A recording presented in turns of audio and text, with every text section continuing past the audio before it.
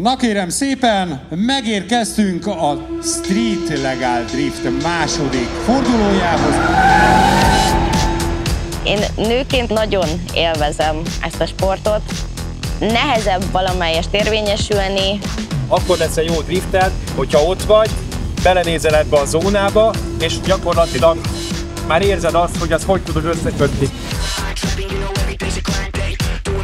Próbálj meg a távolba tekinteni, próbálj meg oda nézni, ahova menni akarsz. Tudod, mi a gáz? Hogy senkit nem beszélhetünk ma ki. Pedig itt jött a egyik barátnőm autóval. Ne hallgatózzatok! Jöhetne valami értelmes pilóta is, aki tudja, mit csinál.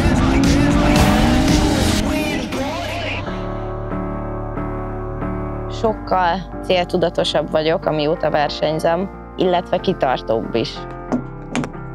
Nem volt ez rám jellemző sem gyerekkoromban, sem így a fiatal felnőtt koromban. Minimum 4 ember lesz a szem és fül tanulja, hogy mennyire idióták vagyunk. Akkor engedd el magad, és légy természetes.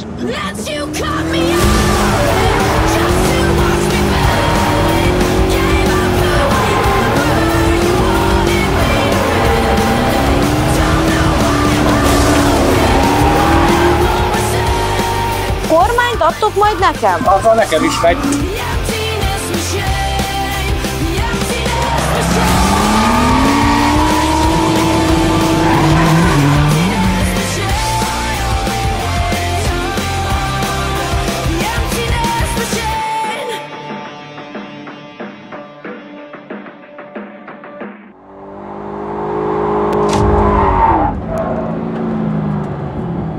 De ez egy kurva jó kör volt, csak mondom.